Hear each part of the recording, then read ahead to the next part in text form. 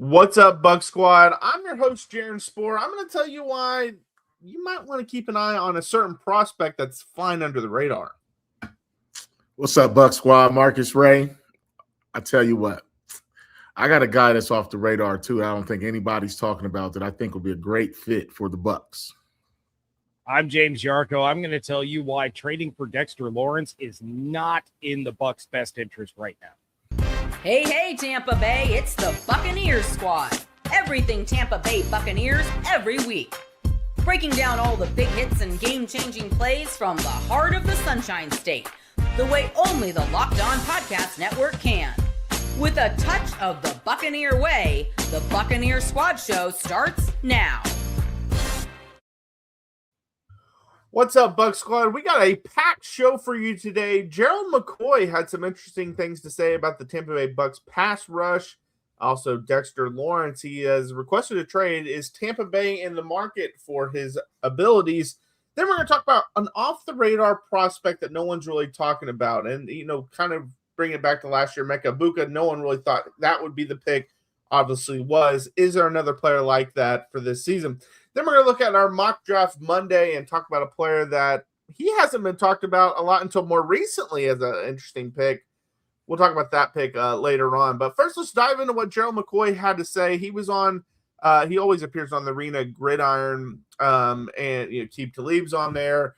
Levante David was a guest on this one. Skip Bayless is on there.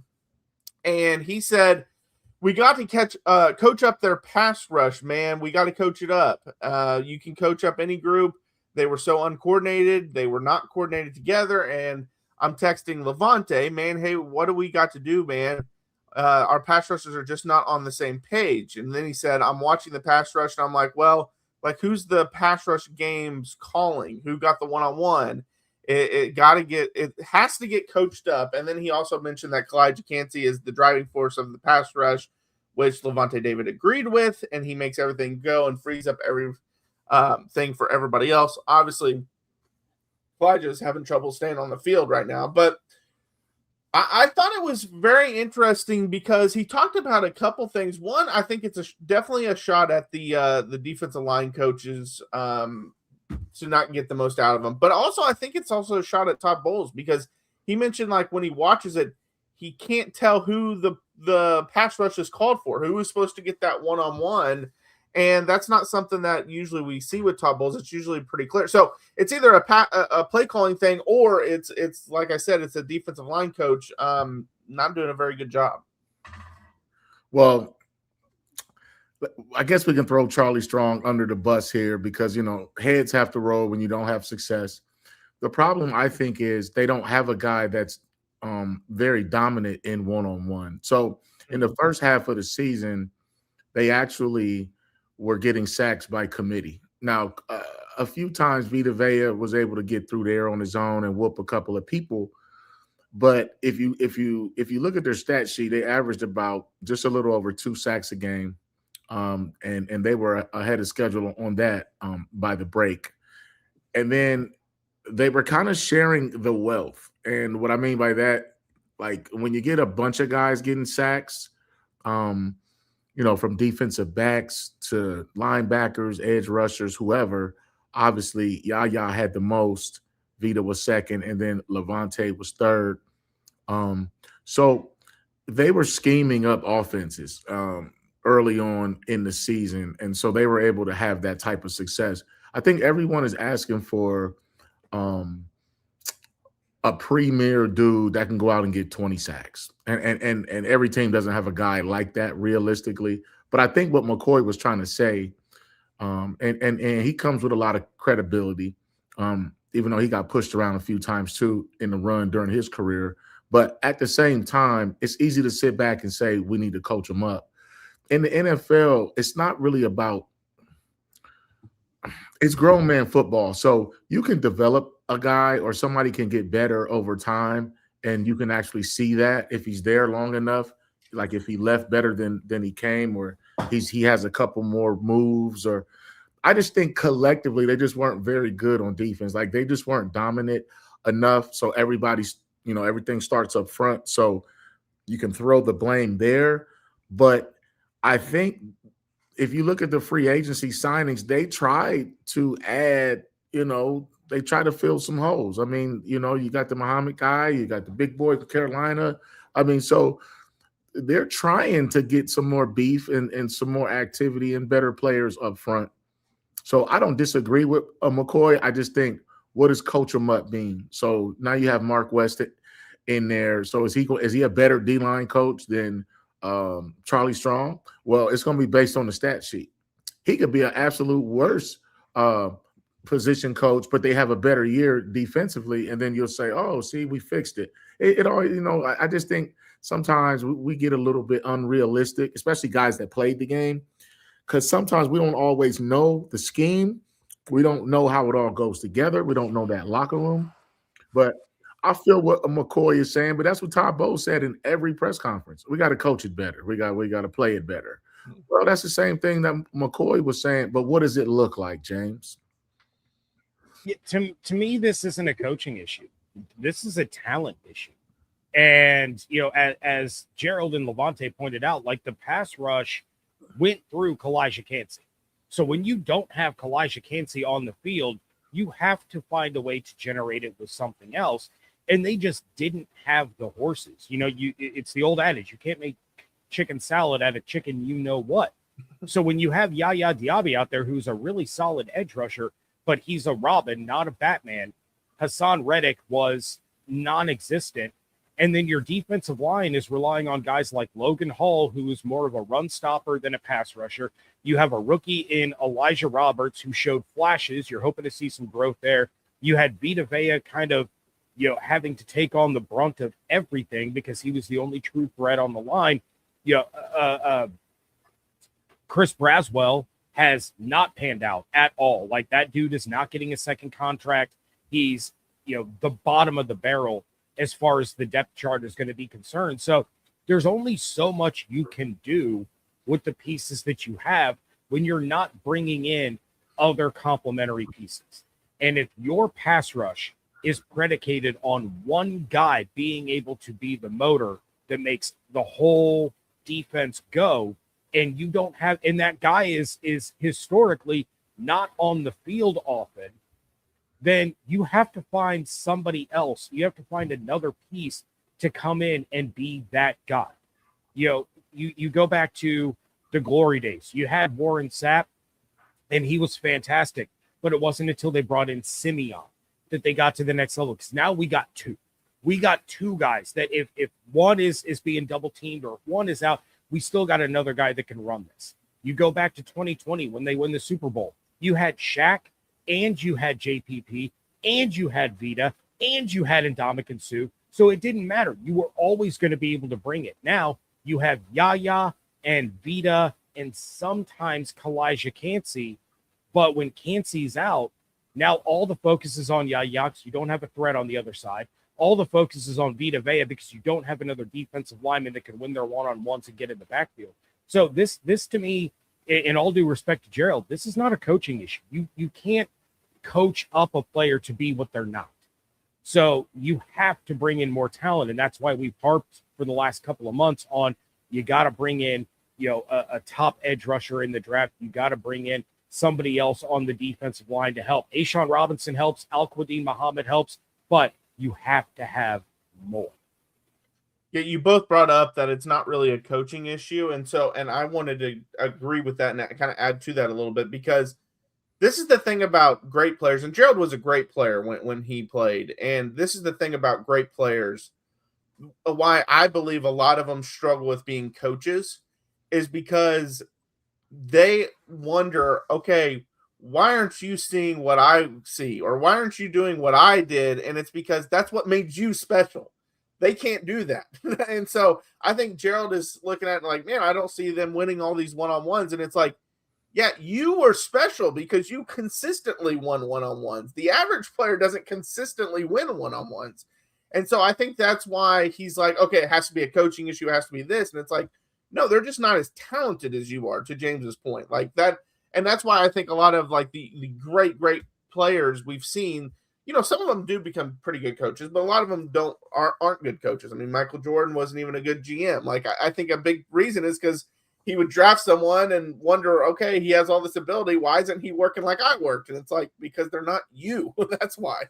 And, Larry Bird is one of the examples that actually was a great coach and a great, general manager, president, all that. But there's not a lot of them out there. And I think that's kind of what he's probably struggling with the most is he sees stuff that he would have won in his day. And he's like, oh, man, that's so easy. Why aren't you doing it? And it's like, well, they're not you. They don't see it as easy as you do. Well, the other thing, too, I like James's point up about it being a talent issue, number one. And then number two, you got to have some help. I mean, when they won that Super Bowl, that D-line was loaded. You're talking about 4 guys across the board that was getting busy. So that's just tough on any offensive line. But let's just look at it this way. If you want a Myles Garrett or a Max Crosby and you want to mortgage your whole team to one guy, you're probably going to lose. The Browns stink. The Raiders, it is what it is. So they have 2 premier pass rushers, and they're at the bottom of the barrel. So you have to find a way to collectively put 4 guys together with some depth in the draft, possibly free agency, but you have to, it's not really coaching. This is the NFL that we're talking about here. I mean, it's like almost asking a guy, like trying to make him, like when you draft him out of college and say, I want this guy to become a 3-point shooter or be something like James said, you can't make somebody something that they're not, but you have to get the most out of what they do well. And then you have to build it around it. So I think until Gerald goes into coaching, I think his perspective is going to be top down, like you said, Jaron, where he's like, well, hey, what's up with this guy? But until you get in the trenches and then you have to teach, it's not what you know, but it's what you can get that guy to do, what you can get him to learn and understand.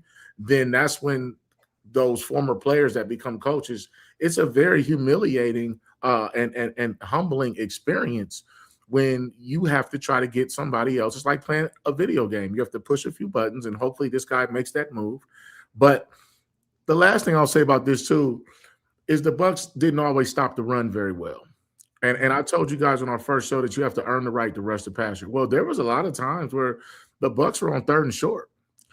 You're not going to sack the quarterback when there's quick game, like when there's going to be a hitch or a slant or a route where the quarterback doesn't have to drop back 5 steps. So you have to understand it has to go together. How many times? But 3rd and 28, yeah, get a sack, drop 8, rush 3, or whatever, or blitz, whatever you got to do. But you have to understand it all kind of goes together with scheme, talent, who's around, the situation in the game, and then also who you play. If you play all the worst offenses, you probably sack everybody.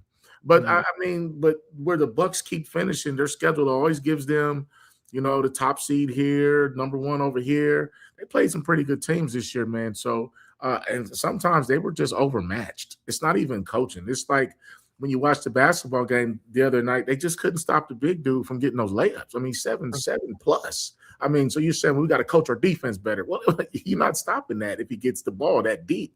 So I think it all kind of goes together. But I think Gerald made a fair point. But I think until he blows the whistle and, gets involved a little more, I think he'll have a different perspective. Yeah, and the last thing that I'll say about it is when you're looking for the guys that you're going to build your team around, you're looking for guys that can not only play at an elite level, but they can raise the level of play around them. Tom Brady, perfect example. With this defense, Kalijah Kancey elevates the players around him. When he's on the field, he elevates Yaya Diaby. He elevates Vita Vea. Of course, Vita elevates other guys too. They work hand in hand. When he's not on the field, that's when you kind of see the rest of the players' true colors. So, again, Muhammad's going to help. Robinson's going to help. But you need to find some other pieces in this draft. If you want this defense to go back to being what it was in 2020, 2021, when Todd was in his bag, you have to find those other pieces that are going to elevate the players around him. And that's when the defense as a collective are going to start performing at a better rate. They're going to stop the run better, to Marcus's point. They're going to put themselves in better positions to be able to go back there and sack the quarterback because it's going to be 3rd and longs. It's going to be those 5 and 7 step drops, those long developing routes. And that's when Todd can really make some hay. But it can't just be one guy. The best Bucs defenses in history have been more than one guy because everybody was able to elevate their game around those leaders, around those elite players, and there were other guys that could pick up the slack. Yeah, to both of your points about having to earn the right to rush the passer, how many times, because they couldn't stop the run, was it in for sure a passing down for the other team? And that also plays a factor in you getting after the passer. Now, with that being said, there was a 3rd and 18 that we all remember, and they still didn't get after the passer. But the more times you can get them in passing downs, the better chance you have of getting more sacks. But all right, coming up next, is Tampa Bay in play for Dexter Lawrence? We'll talk about it. Well, if you've ever hired someone who looked good on paper but wasn't the right fit, you know how important that is. When you want candidates who truly match what you're looking for, trust Indeed sponsored jobs. Hiring, Indeed is all you need. Stop struggling to get your job post seen on other sites. Indeed sponsored jobs put your post at the top of the page and help you reach the right candidates faster. If I needed to hire someone for this show, I'd go straight to Indeed and be very specific about what I need. Real experience, not just a resume buzzword. Instead of struggling to get your job post seen, Indeed sponsored jobs helps your listing stand out and reach quality candidates faster. Sponsored jobs boost your post to the people who are the best match for your role, and that makes a real difference. Spend more time interviewing candidates who check all your boxes with less stress, less time, and more results using Indeed sponsored jobs. Listeners of the show get a $75 sponsored job credit to help give your job the premium placement it deserves at Indeed.com/LockedOnNFL. Just go to Indeed.com/LockedOnNFL right now and support the show by saying you heard about Indeed on this podcast. Terms and conditions apply. Hiring, do it the right way with Indeed. All right, Bug Squad, we're back for another segment of the Bug Squad Show. Reminder, this is just extra content we do twice a week. Usually it's Monday and Wednesdays, although we had a little tweak this week. It will be Tuesdays and Thursday, but it's at 9 p.m. Eastern time. It doesn't take anything away from the great work that James does throughout the week, so make sure you follow him as well. Also, don't forget to check out the Everydayer Club for ad-free episodes and access to a group chat with James in there and other listeners of the show. Tap the link in the show notes to learn more information. All right, so Dexter Lawrence is requested a trade. He is going to be on the market. This was something that I haven't seen Tampa Bay necessarily linked to him as much. I did find an article from during the season of Tampa possibly being interested in him, but he obviously is a heck of a player. This past season had he played in all 17 games. He had 31 tackles. I saw a crazy stat from pressures when aligned at nose tackle since 2022. Dexter Lawrence is first in the NFL with 108. Vita Vea is second with 32. That is quite the drop-off between the two. With that being said, I think most Bucs fans would agree with this. If they ended up making a big-time trade for Dexter Lawrence, you should be mad that they didn't make that same trade for like a Max Crosby. Because and I understand the pressure. I just brought up the pressures. But Max Crosby would have fixed more of the issues than Dexter Lawrence would fix, in my opinion. And they've already added several pieces at that position. I just don't think it makes a lot of sense. You go ahead, Jaron. Yeah, I if this had come up next year or during the season, leading into next offseason, I think it does make more sense because you're at a point now where Vita Vea is in a contract year. So if you're going to bring in Dexter Lawrence, number one, it's going to cost you at least a first-round pick. If it's not a first-round pick, it's going to be a second plus multiple other picks. Not only that, you're inheriting a base salary this year of $18.5 million, then a base salary next year of $15.5 million, which he's not happy about. So now you're talking about having to restructure and extend this contract, and he's going to be looking for $26 million a year. And it just, the state that the Buccaneers are in right now, they're talking extension for Baker Mayfield. They're talking extension for Yaya Diaby. You're going to need those draft picks. You're going to need those rookie salaries in order to afford these extensions, especially Baker's. So bringing in another defensive player, and maybe this is why they didn't go harder for Trey Hendrickson. Maybe this is why they weren't really in on Max Crosby, is because in order to make the roster work, you have to have those productive rookie contracts, and those players out there making plays so that you can afford to pay a quarterback, so that you can afford to pay, Antoine Winfield Jr. and Tristan Wirfs and those kinds of guys who are towards the top, if not the top player at their position. So making this trade, what is it going to cost you besides draft capital and the compensation that Lawrence is looking for? It's going to cost you other players on the roster. They're going to have to get moved. They're going to have to get cut. You're definitely losing Vita Vea if you make this deal. The timing is not right for the Bucs. Great player. He would be phenomenal in Todd Bowles' defense. The timing is what's wrong with this. And ultimately, at the end of the day, I think Lawrence gets it worked out with the Giants. I think they give him the contract that he wants. I think Harbaugh gets him to stay. But it's just really, really bad timing if this was a player the Bucs want. And I think, too, that's a great point about not trading your first-round pick. I mean, if they're going to do that, then they might as well just draft a D tackle at 15.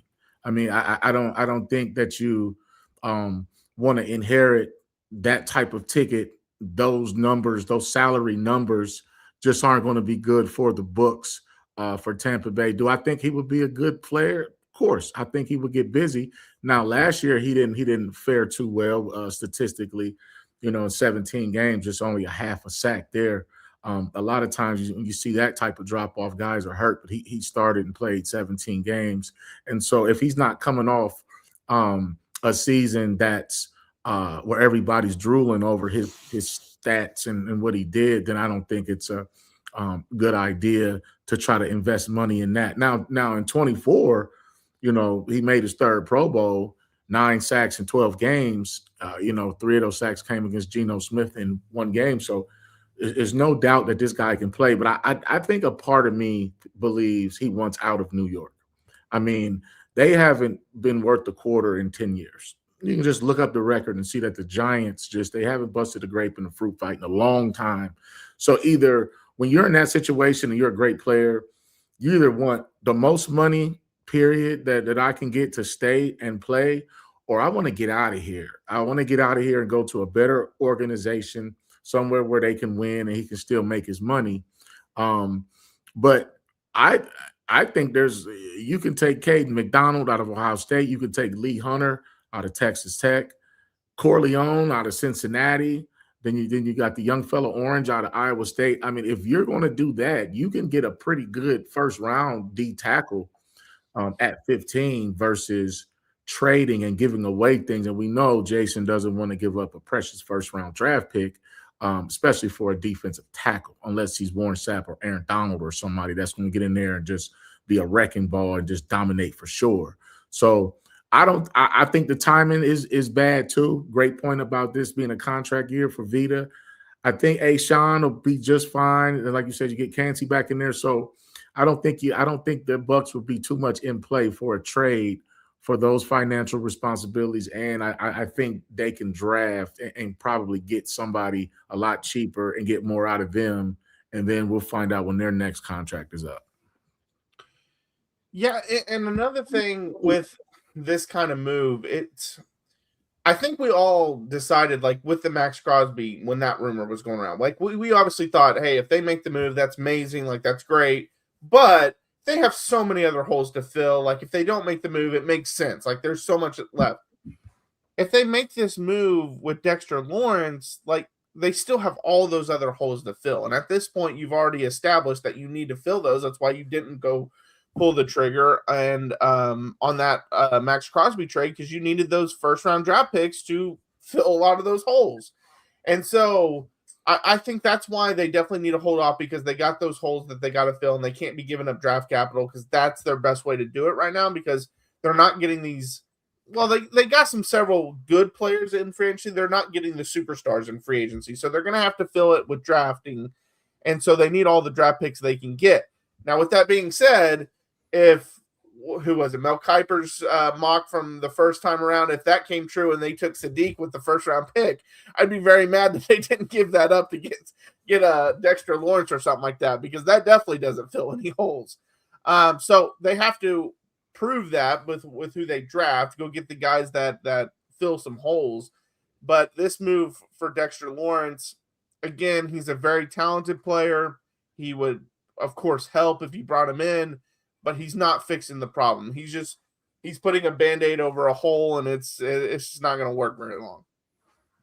The other thing that I will mention for those, because I do see some people in the chat that are like, no, you got to bring in this guy. He's that good. And I agree. He's fantastic.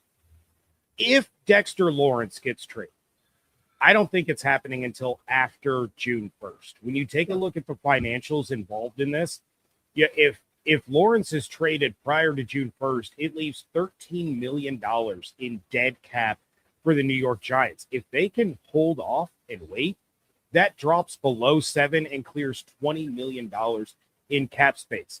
If this ends up being a training camp kind of trade, by that stage, here's where I feel like the Bucs might be able to get into the running here.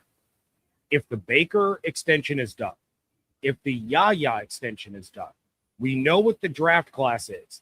Now they can sit down and have a conversation and say, look, we can get Dexter Lawrence on this team.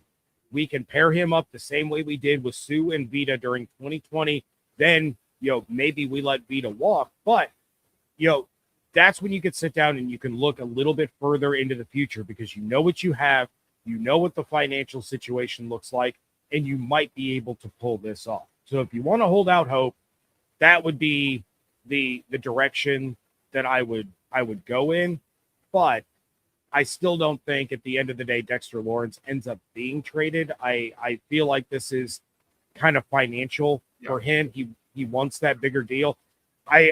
If I was a Giants player, if I was a Giants fan, I would be excited about what Harbaugh could do with this team. They started showing flashes last year. He's an amazing head coach. He's got an amazing staff. I think they end up getting this worked out in the end. Yeah, I would agree with that too. I was just sitting here thinking, I think John will stretch the fight a little bit with this.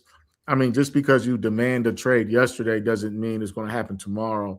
And so there's a process, and that June 1st cutoff is a very realistic situation. He can end up being a holdout, for training camp or whatever. But at the same time, I think he'll get his money from the Giants. I think John Harbaugh will sell him on the vision of the program and things he did at the Ravens, that they're going to win. You're going to get your money. Give us some time to figure it out. And they want to get through the draft too. I mean, they want to get to that point where the same way you just explained about the Bucs, saying, okay, we got our draft class, we got these guys that's going to camp. Now let's see what we have going on. And so I don't think this is anything that's going to get resolved quickly, but I do think it's something that can be worked out. He's been there his whole career. I mean, he was a top 100 player. He was 17th on the 2025 list. I mean, so this is not just there's a top 20 player at one point, and he still has that type of potential. His team's just not very good. But at the same time, I don't think Harbaugh wants to lose Dexter Lawrence right away. I think he wants to give it a shot and see what they can work out. Well, and real quick, Jared, before you jump in, a perfect example of what you just said, Marcus, go back to Myles Garrett last offseason. Dude wanted out. He wanted a trade. Cleveland gave him mega money, and he's like, I love Cleveland. I'm staying here. I'm a Brown for life. Yeah, no, we see that stuff all the time used as a negotiation tactic, and I bet that is. And to Marcus's point, I don't think John Harbaugh took that position to get rid of his best player and then really have to rebuild. Like, I know he's still in the midst of a rebuild, but he didn't take the Giants' job and then they give away their best player. Now, with that being said, John Gruden, when he took the Raiders' job, they immediately traded Khalil Mack. So you never know with that kind of stuff. But all right, coming up next, who is that off the radar prospect that no one's really talking about, but could end up in Tampa Bay? We'll each give you an answer on that coming up next. Well, the NBA playoffs are here where every possession matters, every matchup is magnified, and every game can swing a series. And right now, FanDuel is giving new customers a great way to get in on the action. Here's what I like about it. You can bet just $5 and get $250 in bonus bets if your first bet wins. The app makes it easy to follow the action with player stats, trends, and matchups all in one place. And during the playoffs, that extra insight really matters when you're looking at stars, role players, and key moments. It just makes the entire playoff experience more engaging from start to finish. Head to FanDuel.com to get started. FanDuel, play your game.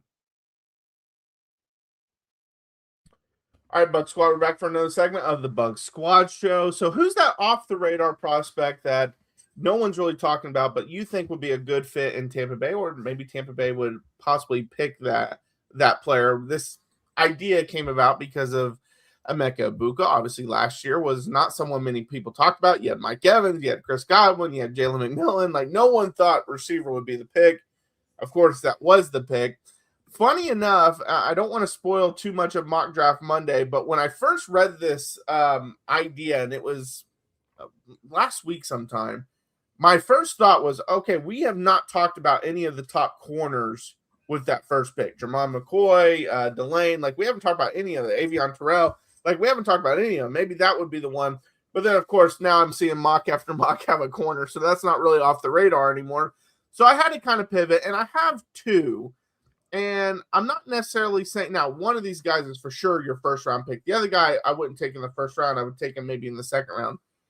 But it goes back. I'll just do the first one right now, and then when I come back around, I'll do the second one. But it goes back to I think it was the last episode when James, you brought up maybe it was one before that, but you brought up the scenario. What if Caleb Downs falls? And I was like, yeah, you just take him. And that's kind of my off the radar because they don't really need a safety.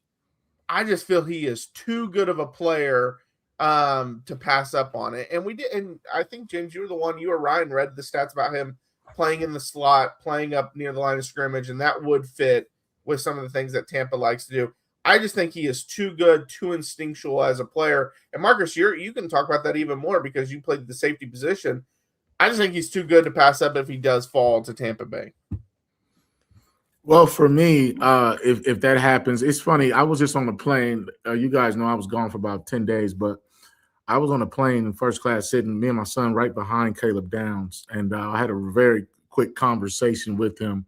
And my son actually took a picture with him at the camp last year. But anyways, when you have a playmaker like that, if he falls, you have to take him. I think they have enough versatility in the Bucs defensive backfield. Obviously, you have Tyke, you got Parrish, and hopefully Zion can come back and have a better, let's say, performance. Let's just use that word. Antoine is going to be Antoine. But I do think an off-the-radar player for me that I think could easily fall in there, I think it's Delaney. I really think I wouldn't be surprised if the Bucs went corner. The young man out of LSU, spent some time at Virginia Tech. He's smart. He's instinctive. Yes, I think he covers extremely well. He has a lot of patience. And I just think for a guy like Todd Bowles, it would not, because they didn't really do much in free agency at that position. And that's what I was kind of keeping an eye on. I was saying, if they take this kid, I mean, I wouldn't be surprised. I mean, and let me give y'all just the football side of what I'm saying. Part of getting to the quarterback is being able to cover people too. See, the D-line's getting all the blame. Edge rusher, edge rusher, edge rusher. Well, get some guys that can cover a little longer or a little better. It all goes hand in hand. And Todd Bowles, who played the position, so he understands. I wouldn't be surprised if Caleb falls that far, take him. If not, take the young man, Delaney. Take him. Because I think, he's that SEC. That's the closest thing to pro football, top to bottom, that you're going to find when you're talking about the certain brand of athlete. So I was at Alabama's practice. I was at Auburn's practice, and I was looking around, and I said, okay, I see what's going on down here. Now, I'm a Big Ten guy, and I think the best of the Big Ten, obviously, is one of the last three national champions. national championships. But I think Todd Bowles and Jason are silently thinking if they go secondary, if you look at the moves that they've made, they haven't solved and filled all the holes, but they really checked some boxes, though. I mean, they got some beef up front. They got some linebackers. So where's the DBs at? And I think a guy like Delaney, I think he can help. I mean, he's fluid. You know, he has great hands at the line of scrimmage. He anticipates routes. He tracks the quarterback. And there's something called a catch radius. When you hear people say, oh, he has a wide catch radius, right? That means like if the ball is over here, he can still get it. Well, this man, the way he covers, he smothers the catch radius, like the way he closes in and breaks on routes. I really, really like him. Now, he has some things. He gets a little tall sometimes in his back pedal when he's playing off man, and you know when you don't have a knee bend, it's hard to transition and change directions. I think you can beat him on double moves because he thinks he's smarter than the quarterback at times. He's that intelligent where he studies splits. You know, he studies route combinations, down and distances, tendencies, all the things that you need to do to play that position. And the only thing I think he struggles with is the deep ball. I think every now and then when he can run with him, but I think him tracking the ball, he'll be in phase, which just means hip to hip. But that deep ball, if that's something that you can't cover, then you're going to see it. But I think he'll get better with that. That's my only thing with him, besides sometimes tackling in space. Sometimes his run support angles are a little off. But for me, an off-the-radar player, nobody's talking about, arguably the number one corner in this draft, according to some people. And then we'll talk about that young man in that next segment, Jermon. But I sat down with Auburn's coach, right, and safeties coach, and he's one of my guys, Tim Banks. I coached with him at Central Michigan. He offered my son whatever. But we have a great relationship. And he lost his job at Tennessee. And you know why? Because 2 potential first-round corners weren't on the field. And so some heads had to roll. Jim Knowles gets a sexy hire now, if coming from Penn State. So it's the nature of the business. But you got to understand, if you don't have your corners out there, if your corners aren't dudes, then that edge rusher, sometimes it doesn't matter. Yeah, he may get about 15 sacks, but you're going to lose because the offense will be more successful than your precious edge rusher. So I think one of the things that the Bucs can do to help the edge rusher situation is go with a corner, tighten up the entire secondary, and then you can play more man. And when you play man and got a body on a body, then that's when you'll see guys like Yaya, give him another half a second or so. And then you'll see Vita. Then you'll see Ashawn and those guys pushing that pocket. And it may create not only just more sacks, but turnovers as well. Yeah, I like both of those guys. I think there is a better chance that McCoy falls than Mansour, just because if McCoy played last year and was healthy, I think Mansour falls to the Bucs at 15. Because he sat out, I think he's going to go probably where McCoy went. McCoy slides down a little bit. But when you posed this question, when we were talking about this show, I was like, all right, how can I send this show off the rails in the best way possible? And you guys know how I've been about the draft. Defense. You want to talk about off the radar? Let's go back to the well at wide receiver. And let's talk about Denzel Boston out of Washington. If you are looking at this team and you're saying, we lost Mike Evans, we don't have the size that we used to, we don't have that true X receiver, and we need to replace that moving forward. Now, I don't think I would take Boston at 15. I think this is kind of a trade back scenario, but you want to talk about a guy that can come in and really do some damage. 6'4", a contested catch rate of 77%. He's got 20 touchdowns over the last 2 years to go along with over 1,700 yards. And by the way, Chad Reuter, who does a great job at NFL.com with his draft analysis, you guys know who his NFL comp for Denzel Boston is? Puka Nacua. You mean to tell me the Bucs could add a Puka Nacua type of receiver with Emeka Ibuka and Chris Godwin and J-Mac and Tez and David Sills V, who they just signed earlier today. It would send Bucs fans into an absolute frenzy and a panic that back-to-back years they take first-round wide receivers. But when you look at the long term and you look at what Mike Evans and Chris Godwin have done as a duo over the course of the last, almost decade, and then you look to the next decade and you can have Boston and Mech and J-Mac as a trio, that's a dangerous offense. That is a very, very dangerous offense. That's why I brought up on one of my shows a while back, I was doing a mock draft and Carnell Tate fell to me. And it's like, you have to take that guy. He's so good, and he replaces what you're losing with Mike Evans, that sets you up with arguably one of, if not the best duos in the NFL for the foreseeable future. So if you really want to talk about off the radar, because nobody, again, is talking about wide receiver, Denzel Boston out of Washington, I would take him over Mekhi Leonard. I really, truly would. And I think what he would add to this team is just incredible. Okay, so I'm glad you went offense because my other one was offense, and I've been clear that I totally think they should go defense first, especially the first several rounds. But I do want to play a little bit of a game here. So I'm going to compare two guys, and I'm just going to tell you their combine numbers, like what they weighed, what they ran, and stuff like that. And you guys try to figure out who is who. So this is the first guy. He's 6'5", 231 pounds. He ran a 4.53 40. He ran a 1.6 10-yard split, and he had a 37-inch vertical. Okay, here's the second guy. He's 6'4", 239. He ran a 4.51 40-yard dash. He ran a 1.59 10-yard split, and he had a 45-inch vertical.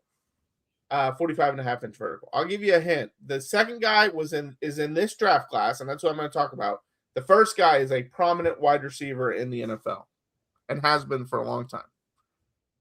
Ooh. First one, I'm going to go with I don't know. I wouldn't even be able to guess. Last year's draft class? I'm not sure. No, so the second one is in this class. The first one has been, in the league a while. Yeah, he's been in the league a while. What's the big DK? No, that's a good one though. Is it Brazil out of Tennessee? No. So this one, no, it's not. So Mike Evans is the one that I read the first one. The one that he would be replaced by is Eli Stowers, the tight end from Vanderbilt. And the reason why I bring him up, because I didn't really think about him, didn't really think about tight end. They got K-Dot and all this stuff. Then I saw a report today that about half the teams are looking at him as a wide receiver and not a tight end. And so then I was like, okay, wait, I wonder what Tampa thinks of him. And then I was like, also, I wonder what is his measurables? Like, how would he compare to Mike Evans? And I just read you those numbers. They're very similar. I mean, a 4.51 40 to a 4.53. Stowers actually even has the 45-inch vertical compared to the 37-inch vertical by Mike Evans. I'm just saying, if you want a Mike Evans replacement, that might be your Mike Evans replacement. Well, I was going to say too, though, James, like when you brought up Brazil, I was going to bring it back around. You're talking about a kid that ran a 4.37. I mean, at 6'4". Now, I don't think you take him at 15, obviously, but what I do think is if he's in that middle of that second round, early third, still sitting there, I wouldn't be surprised if Tampa would take him at what is he, 6'4", 200 pounds?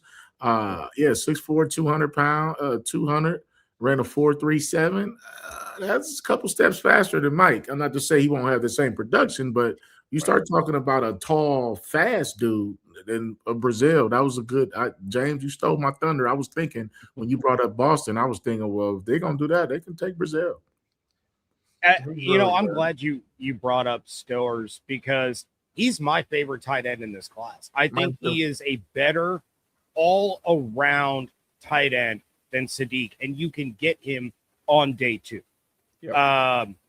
We're talking about a guy that finished 5th overall out of all tight ends in 2024, 11th in 2025. And you want to talk about a red zone threat, this dude, he's going to get matched up with those smaller safeties. He's going to get matched up with linebackers, and he's going to be able to dominate.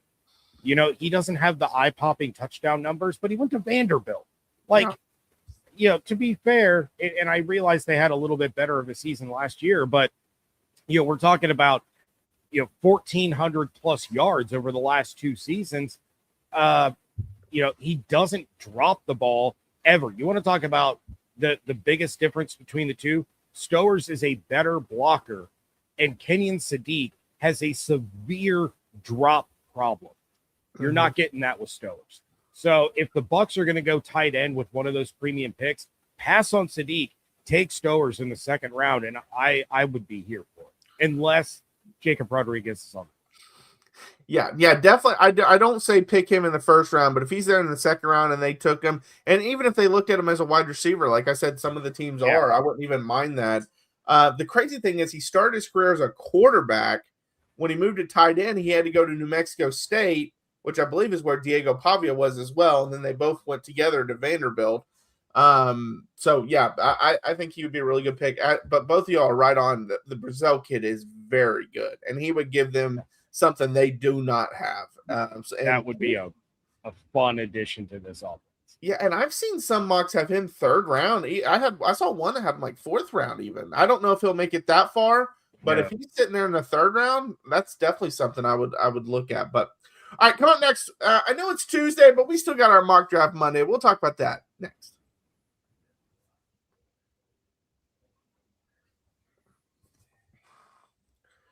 All right, Bucs Squad, we're back for one final segment of the Bucs Squad Show. Just a reminder, this extra content we do twice a week, usually on Mondays and Wednesdays at 9 p.m. Eastern Time. This week, we're on Tuesdays and Thursdays, but we'll be back to Monday, Wednesday next week. This doesn't take anything away from what James does. He does great work throughout the week, so make sure you follow along with all the content he puts out. But the mock draft that we're going to go with today is from Peter Schrager from ESPN. The one thing I love about his mocks, he only does 2. He does one about right now, and then he does one, I think, like the night before the draft or the day of the draft. Thing I love about his is he only will do picks based off of what he's hearing from those teams. He doesn't do, oh, this is who I would take. Oh, this team is saying that they're actually wanting this guy. He goes directly to the source, finds out who they want, and he usually is pretty accurate. But in his mock, he has Tampa Bay taking Gerald McCoy from Tennessee, who we just obviously talked about this last segment.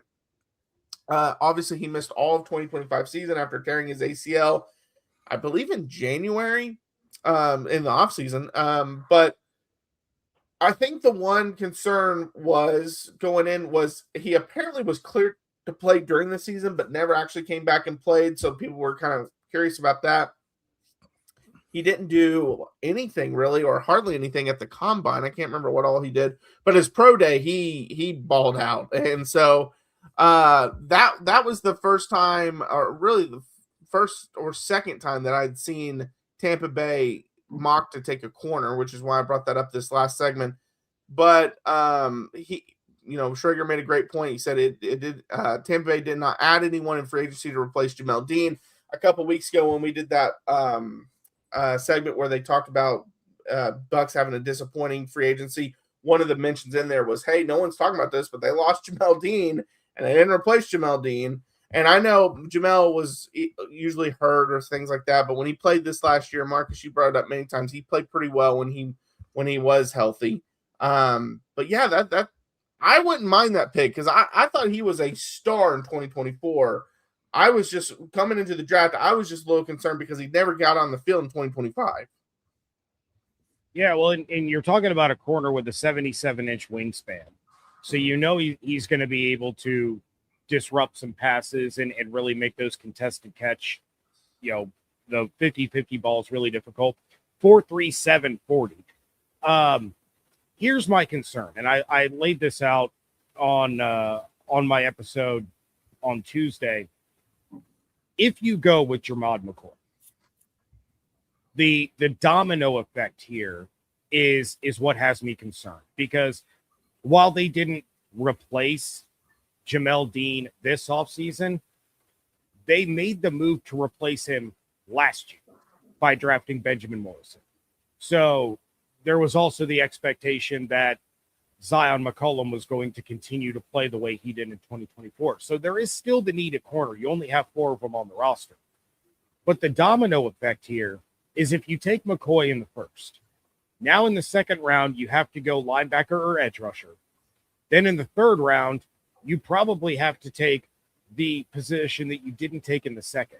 So when you take a step back and you look at the collective of what those positions in the first 3 rounds are going to do is, do you want McCoy, Anthony Hill Jr., and Danny Dennis Sutton? Do you want Akeem Mesidor, Anthony Hill Jr., and then Julian Neal or Davison Igbinosun? Or do you want CJ Allen, Gabe Akis, and then Neal or Igbinosun? Which of those options is going to improve your overall defense the best? Because McCoy is an incredible talent, but are you sacrificing the 2 positions that you actually have a bigger need in order to land him? Now, Jason has shown that he'll go with the best player or the top player that they have on their board, regardless of what the position is. But it would concern me a little bit moving forward, since they didn't make any massive splashes in free agency to address linebacker or edge rusher. Yeah, I think that's a great point because, if you take McCoy right there, if you take him, I think it changes the entire complexion of the rest of your draft. And you may not get to some of the guys that you really, really want. Do you really, really want McCoy? Is that the biggest need?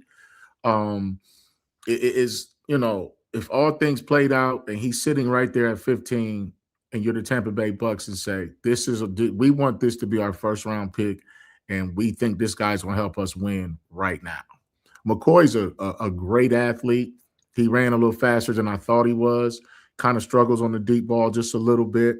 Those long arms, I watched him, in person a couple of years ago when I was down there. It's interesting to me that a guy who didn't play a snap of football could possibly be considered as the first corner off the board. Is he that good? Well, we haven't seen any film on him in 2025. He had a great year in 24. And to be honest, guys, I think him sitting out gave him a significant advantage. Sometimes less film is better. When there's more evidence out there on you, they'll find a reason not to take you.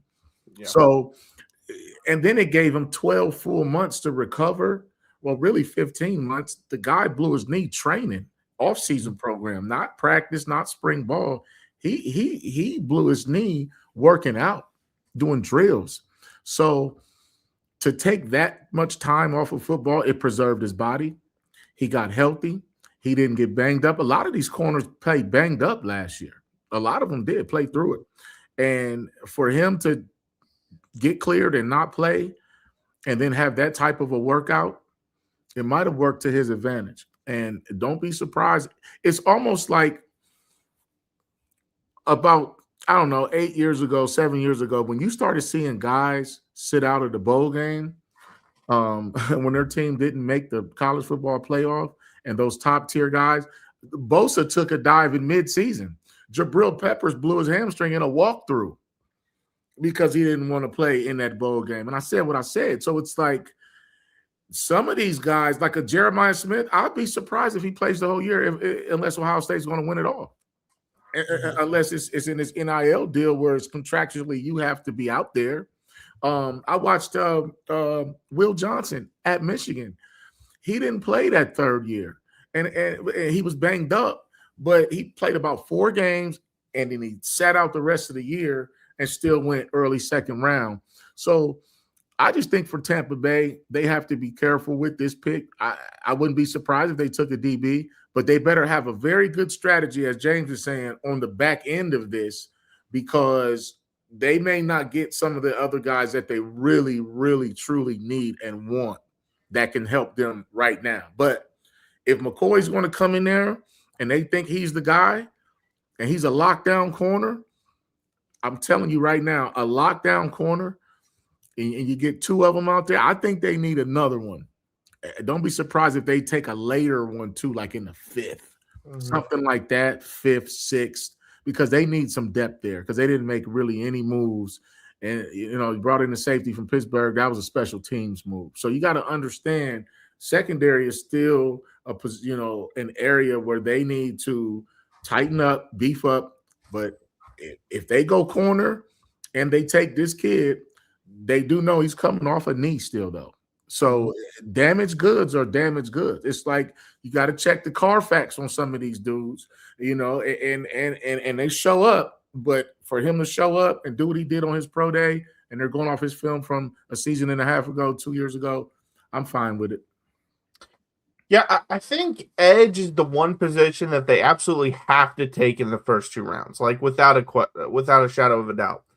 That other pick, I think this is a pretty deep corner class. There's several that I like. Colton Hood is a guy that I like. That's not one of the top 3. Brandon Cisse from South Carolina, which I think in one of the mocks they had him going to Tampa in the 3rd round. I even like Malik Muhammad, and I know he's small, but D'Angelo Pons was excellent at Indiana last year. I wouldn't mind him, and he's ranked as like the 8th best corner. So I think it's a really deep corner class. I also think it's a really deep linebacker class. That's why I feel like you could take a corner with the 2nd round pick because you like one of them a little more than one of the linebackers that are available, and then take a linebacker in the 3rd round, or vice versa. I think it's very deep. The other thing that I would think about if I was Tampa is there are some still decent corners out there that are in free agency or in the free agency market. They're not game changers. They're not going to come turn, the world upside down. But if you wanted to go, let's say you went edge 1st pick and 2nd pick you went linebacker, and let's say you took Pons later in the 4th or 5th round, and you wanted another corner out there, there is Marshawn Lattimore. I know he's getting up there in age, but he's still out there. L'Jarius Sneed is still out there. If you want to take a flyer on someone for cheap, Jeff Okuda is still out there. And I know he had a high expectation and he hasn't lived up to it at all, but he's 27 years old. His contract last year was for $989,000. Like, it would be a very cheap deal where you could bring him in as well. And then, address your more important needs, like your edge rusher, your linebacker, the next year, if you're still having issues, if Benjamin Morrison hasn't taken that next step, if someone hasn't, if Zion McCollum doesn't become much of a player, then maybe you go corner next year in the 1st round and go from there. But yeah, it's definitely a position they have to hit still, in my opinion. Yeah, and I will say that McCoy's pro day is going to go a long way, because let's not forget the risk that you're taking. If back-to-back years you use a premium pick on a corner coming off of an injury. Yeah. They did it with Benjamin Morrison. He was a guy that should have gone in the 1st round had he not gotten hurt. Now you're talking about McCoy, who probably would be the 1st corner off of the board had he not been hurt. We saw the lingering effects of Morrison's injury when he didn't get the full offseason, and then was in and out with the hamstring injury. Bulls and Light, when they were talking to us in Indianapolis, were both very, very excited about Morrison's progress and the full offseason that he's getting. They have really high expectations for him. But, it is a very serious risk to do that. Now, at the same time, you could end up with 2 massive draft steals, because these are 2 guys that you should not have been able to get had they not been injured. But, when you're also running a team where you have one of your key defenders in and out with injury all the time, you just lost a corner who was in and out with injury all the time. It makes me wonder if it would cause them some pause and maybe field some trade offers if McCoy were to fall to them, just to pick up some of that extra capital to use in the 2nd round, and then, snag somebody else a couple of picks later. Mm-hmm. I'm good with that. Yeah, it's definitely going to be interesting to see what they do with that 1st round pick. I think that 1st round pick is going to tell a lot about what their strategy is moving forward. Obviously, if they take an edge rusher, they're not going to probably be looking for edge in the 2nd. I take that back. They could get 2 edge rushers if they wanted to, if they were really high on 2 guys. They need the pass rush, so it might not be a bad move. But yeah, it's always fun. April's here, so the draft's gonna be here before we know it for sure. But all right, that's gonna 2 weeks. We're almost there. All right, that's gonna do it for the Bucs Squad show. Reminder: we'll be back on Thursday at 9 p.m. Eastern time. And until next time, fire the cannons.